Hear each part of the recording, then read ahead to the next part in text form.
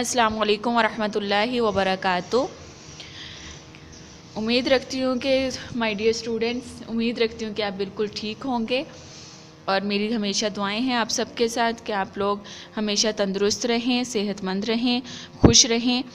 जी, आज की हमारी असाइनमेंट है, हम बिस्मिल्लाह से स्टार्ट करेंगे। बिस्मिल्लाहिर्रहमानिर्रहीम।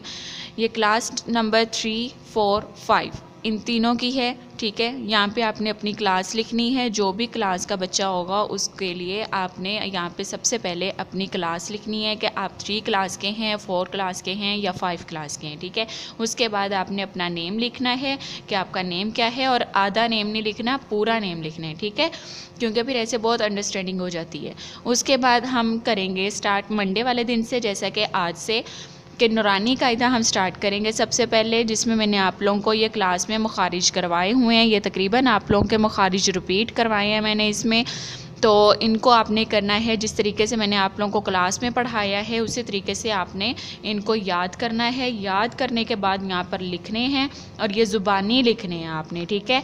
एक एक दफ़ा ही लिखना है और बग़ैर एग्जाम्पल के लिखना है, ओनली डेफिनेशन लिखनी है आपने इसकी, वो नहीं लिखना, एग्जाम्पल्स नहीं लिखने, ठीक है, जो मैंने आप लोगों को क्लास में करवाए थे।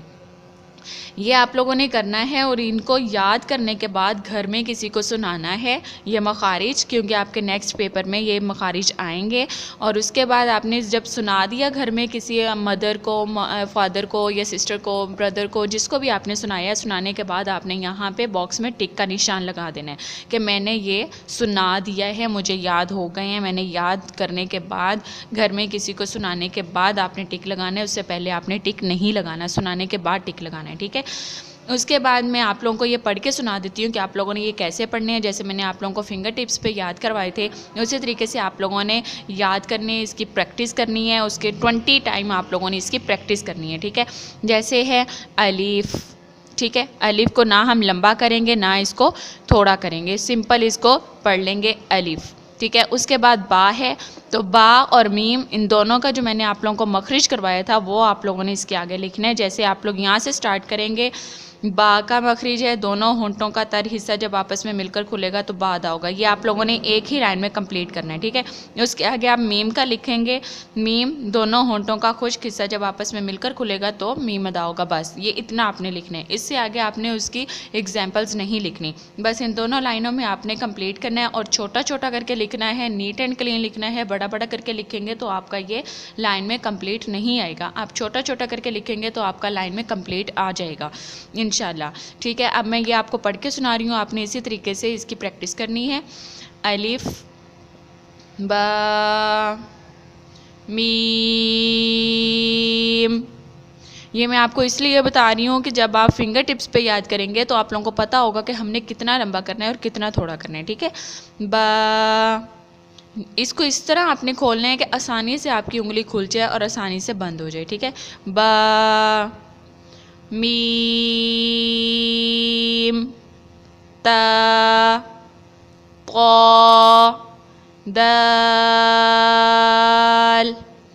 सा ज़ा ज़ाल। जैसा कि मैंने इसको पढ़ा, ये नरम हरूफ हैं, सा ज़ा ज़ाल नरम हरूफ हैं, इनको हम बहुत नरमी से अदा करेंगे, इसमें सख्ती नहीं लेके आएंगे। और जैसा कि ता क़ा दाल हैं, ये बारीक हरूफ हैं, इनको हम ना मोटा करेंगे ना पतला करेंगे। इसमें सिर्फ ता जो है, इस ता को हम सिर्फ मोटा करेंगे, सिर्फ इस ता को हम मोटा करके पढ़ेंगे, ठीक है। इसको हमने पढ़ना है मोटा करके, ता तो, यानी इसको आपने तो को जो है, तो को मुंह भर के पढ़ना है आपने, ठीक है। ता और तो में फ़र्क होना चाहिए, ता बारीक पढ़ा जाएगा, तो मोटा पढ़ा जाएगा। और दाल को भी आपने वैसे ही अदा करना है जैसे आपने ता को अदा किया, यानी दाल भी बारीक ही होगा, लेकिन इसको हम 5 उंगलियों के बराबर लंबा करेंगे, ठीक है। उसके बाद सा ज़ा ज़ाल, जैसे मैंने आपको बताया कि आपने उंगली पे करना है ज़ाल। उसके बाद जीम शीन या है, तो इसमें जीम शीन या। अब इनमें सिर्फ एक हरूफ है जिसे आपने एक उंगली के बराबर लंबा करना है, ठीक है। और इनको आपने इसी तरीके से फिंगर टिप्स पे लंबे करने हैं और उसके बाद आपने इनकी 20 टाइम प्रैक्टिस करनी है। उसके बाद आपका आ जाता है अम्मा पारा, जिसमें आप लोगों की सूरत नास है मुकम्मल हिफ्ज़ करनी है और हर नमाज में यहाँ पढ़नी है, ठीक है। इसमें आपने इसको याद करके आपने घर में किसी को सुनाने के बाद यहाँ पे जहाँ लिखा मैंने ज़ुबानी याद करें वहाँ पे आपने टिक का निशान लगाना है। उसके बाद मैंने यहाँ पे लिखा ये सॉरी आपके याद लिखा हुआ है, यहाँ पे आपने अमल लिख लेना है कट करके। यहाँ पे आपने अमल की बात लिखनी है कि आपने इनको 5 नमाज़ों में पढ़ने के बाद, यानी आपने अमल किया कि इसको जब आपने हिफ्ज़ कर लिया फिर आपने 5 नमाज़ों में पढ़ा, यानी पूरा वीक आपने ये 5 नमाज़ों में पढ़ना है। उसके बाद पढ़ने के बाद आपने यहाँ पे टिक लगाना है कि मैंने पूरा वीक 5 नमाज़ों में ये सूरत पढ़ी है, ठीक है। इसी तरीके से आपने इनको याद कर लेना है अच्छे से, नीट एंड क्लीन आप लोगों की असाइनमेंट मुझे चाहिए। उसके बाद राइटिंग का है, तो राइटिंग का आपका सेम वैसा ही है जो हमने क्लास में किया था, ए से लेके एफ़ तक ये अल्हम्दुलिल्लाह आप लोगों को आता है। तो आप लोगों ने इसको लाइन को सीधा करके बिल्कुल नीट एंड क्लीन करके यहाँ पे लाइनें लगा लेनी है आप लोगों ने सीधी, और उसके बाद आपने इनको लिखना है, ठीक है।